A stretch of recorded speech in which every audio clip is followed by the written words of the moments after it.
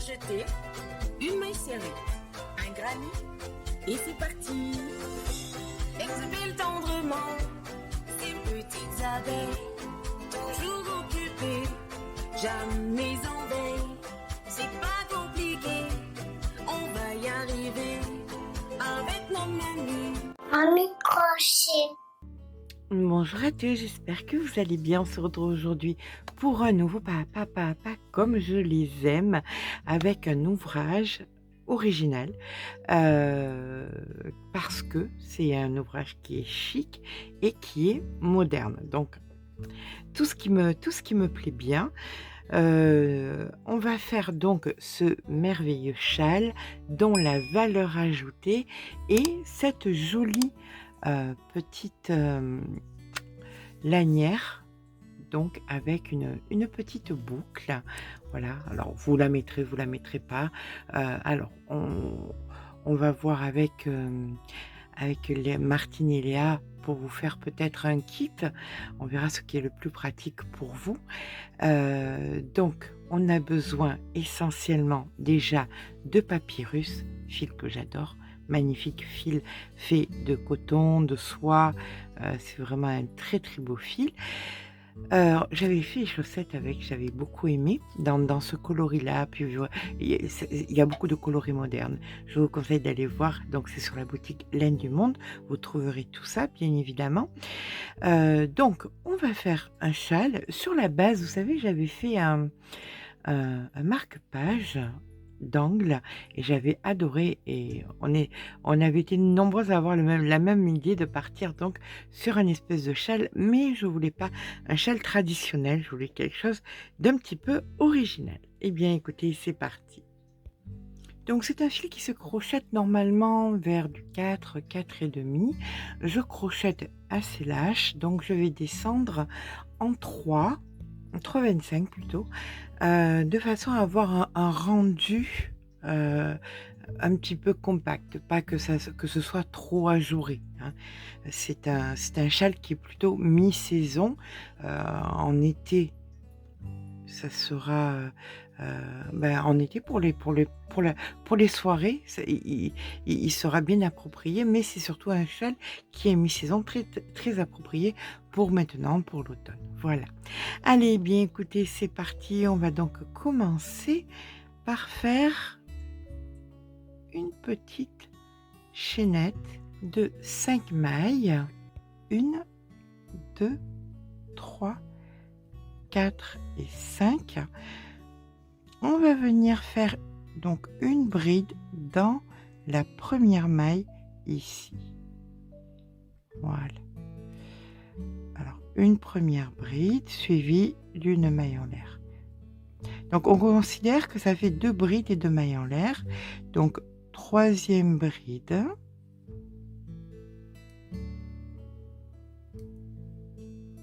Maille en l'air. Quatrième bride.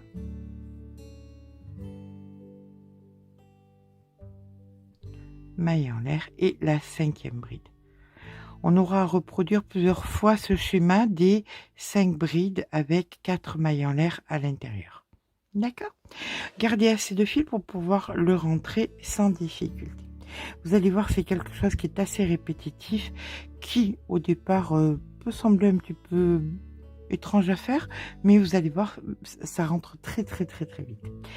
Donc, on va appeler ça nos petits éventails. Donc voici notre premier petit éventail qui va être surmonté par un V. C'est-à-dire que nous allons faire 1, 2, 3 mailles en l'air, considérant que c'est une bride, une maille en l'air supplémentaire pour une maille en l'air. Et nous allons au même endroit venir faire une bride. Donc on vient de créer un V. Voilà. Là maintenant on va faire 5 mailles en l'air de séparation. 1, 2, 3, 4 et 5. On prépare une bride et dans la troisième, ici, maille, la dernière, ici, on va venir faire un V, c'est-à-dire bride, maille en l'air et bride.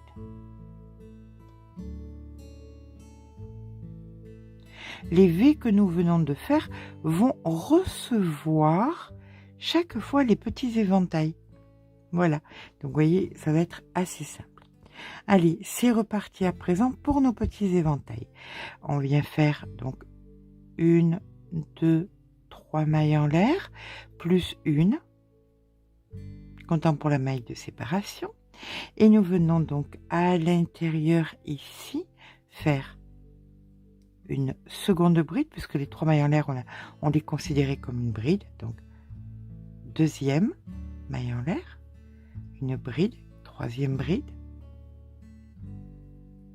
maille en l'air, quatrième bride, maille en l'air et cinquième bride. Chaque fois que nous allons faire donc nos petits éventails, on fera à partir de maintenant quelque chose un petit peu particulier, vous allez voir. On vient faire donc dans la troisième bride, juste ici, une maille serrée. Cette maille serrée faite, nous allons venir dans le V que nous avons créé ici, refaire un petit éventail, c'est-à-dire 5 brides, avec chaque fois une maille en l'air entre chaque. Donc une première, une maille en l'air, une deuxième, une maille en l'air, une troisième, une maille en l'air, une quatrième,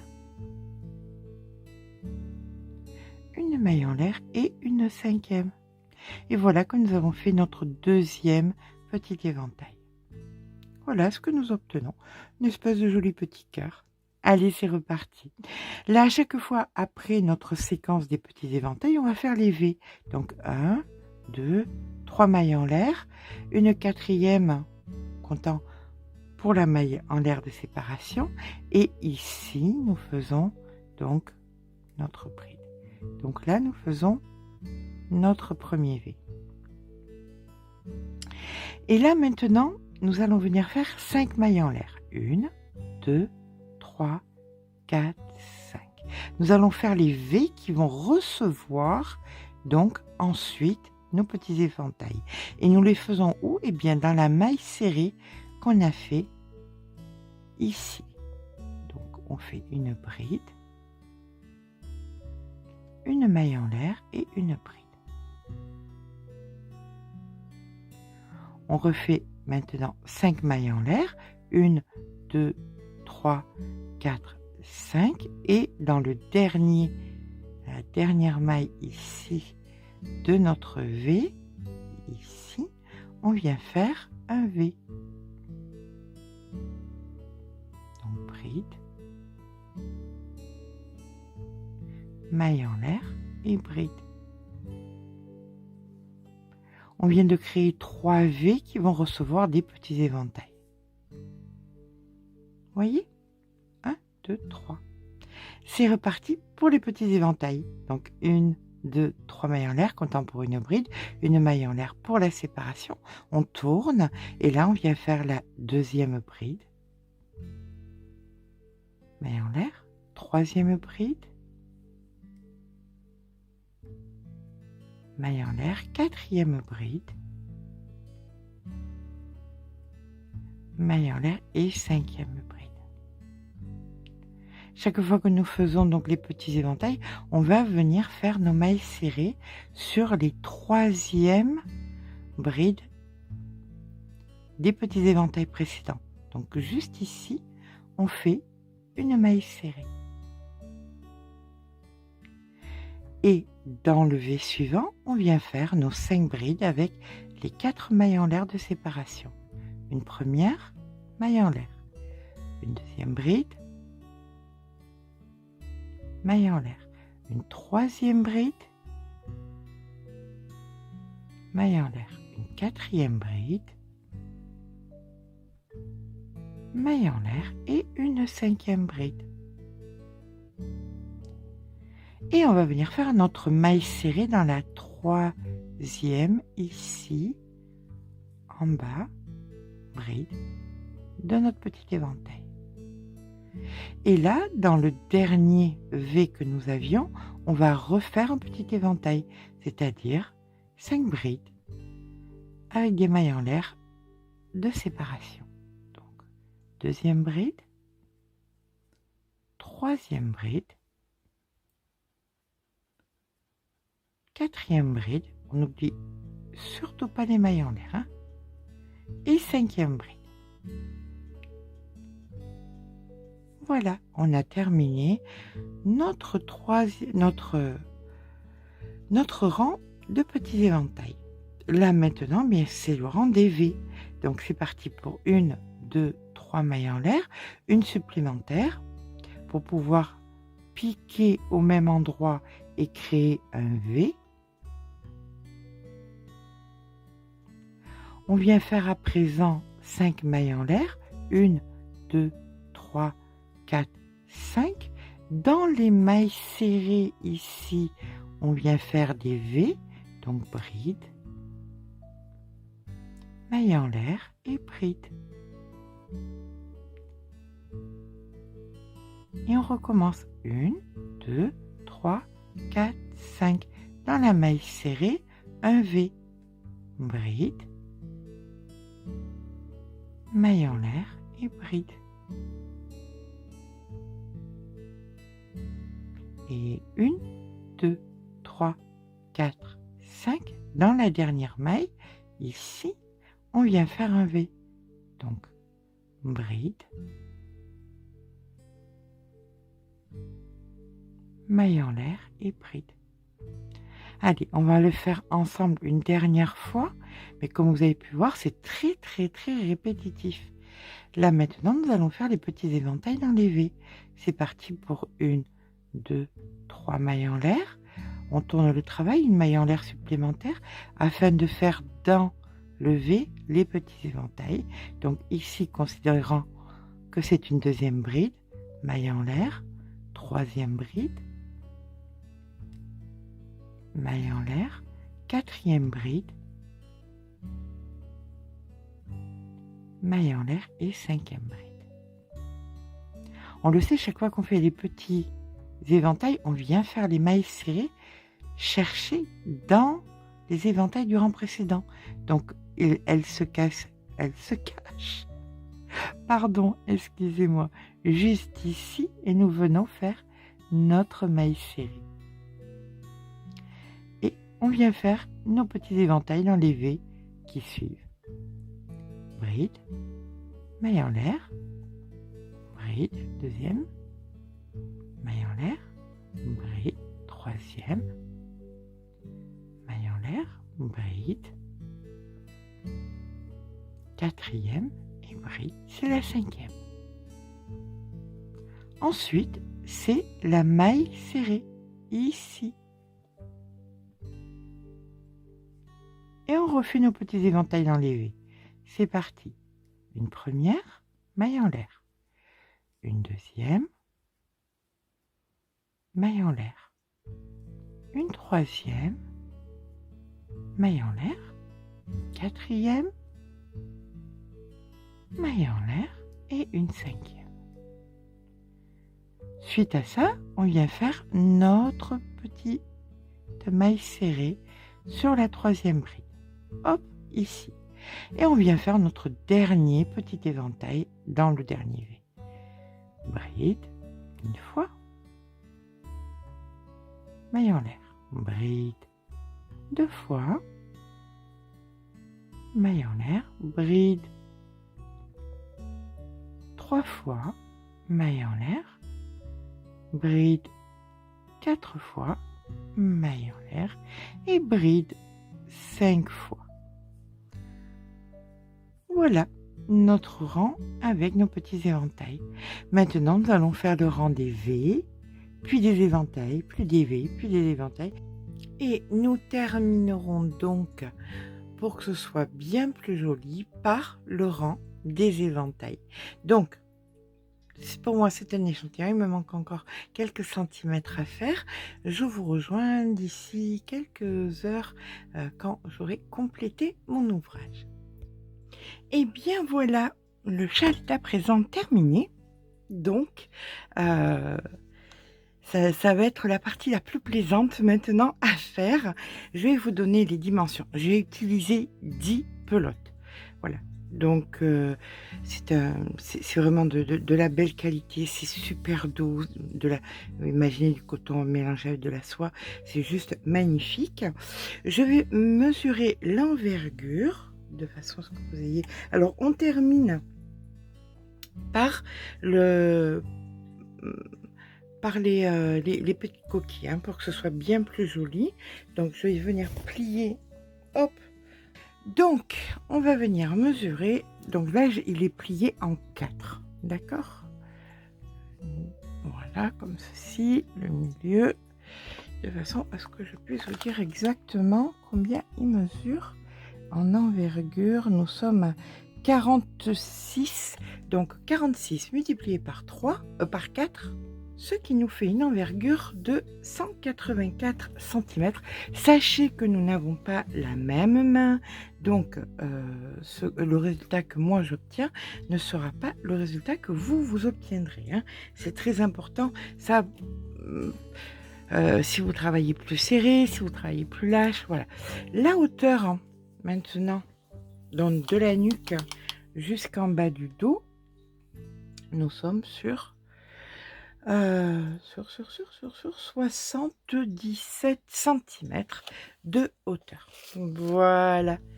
Donc ça, c'était la partie, certainement la plus longue, je vous le confirme. Et maintenant, la partie la plus sympathique. La plus sympathique, c'est de venir mettre donc la fameuse attache que vous allez voir ici. Voilà. J'ai pas pu résister d'aller faire un essai sur Imogen. Comment va-t-on gérer cette attache?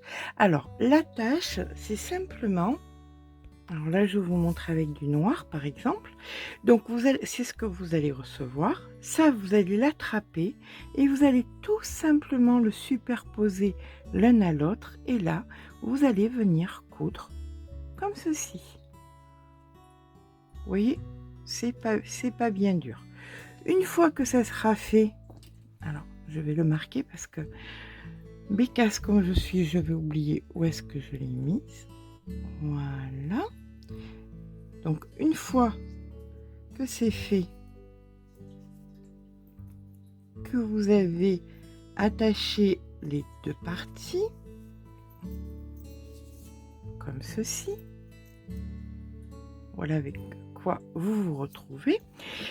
Pour ma part, je l'ai mis à, alors ça c'est le bas du châle, ce qui vient après les hanches, d'accord? Ça remonte le long du corps, poitrine, et ça c'est la nuque, voilà. Donc moi ça me donne, je l'ai positionné à, ça c'est la nuque en haut, hein, derrière la nuque. Donc je l'ai positionné à 32 centimètres, à 32 centimètres de la nuque. Voilà, la nuque elle est là, comme ça. Hop. On ouvre, vous avez la nuque là. Sur ce côté-ci, bien, nous avons fait des arceaux, c'est génial. Donc dans un arceau à 32 centimètres, vous venez tout simplement glisser, intégrer, hop, comme ceci, votre attache. Voilà, vous la mettez de la grandeur que vous désirez. Alors c'est génial parce que vous pouvez la mettre exactement où vous voulez, et si vous ne voulez pas la mettre, vous ne la mettez pas. Et si vous voulez la mettre sur un autre châle, vous pouvez la mettre sur un autre châle. Est-ce que ça, c'est pas exceptionnel? Ça, c'est vraiment génial. Elles ont vraiment eu une super idée là, de ces attaches qui sont réutilisables et pas fixes. Donc ça, vous pouvez le réutiliser sur d'autres châles sans aucun souci. Donc vous avez fait votre petite couture, c'est attaché comme ceci. Voilà, vous posez votre châle comme ça, vous mettez votre châle là, comme sur la photo, hein. Vous prenez l'autre partie du châle et ça, vous allez venir le glisser tout simplement à l'intérieur. Et voilà, regardez-moi. Alors, du cuir, du coton, de la soie, si on n'est pas sur quelque chose de classe et de moderne, je ne sais plus quoi dire. Voilà. Voilà à quoi a servi mes vacances. Et voilà à quoi va me servir le temps que je vais dégager supplémentaire sur les vidéos à vous faire ce genre d'ouvrage, des ouvrages plus qualitatifs et plus exceptionnels et avec, à mon sens, de la valeur ajoutée. Voilà. Eh bien, écoutez, il me tarde de voir vos versions. Comme je vous dis, vous pouvez, ce qui est génial, c'est que la tâche, vous la retirez pour mettre votre châle à la machine. Vous pouvez mettre le châle en sèche sans la tâche. Vous pouvez utiliser la tâche pour le mettre sur un autre châle. C'est vraiment topissime. Voilà, et bien écoutez, j'espère que ce petit pas à pas vous aura plu. Si c'est le cas, n'hésitez pas à mettre un petit pouce en l'air, ça fait toujours plaisir.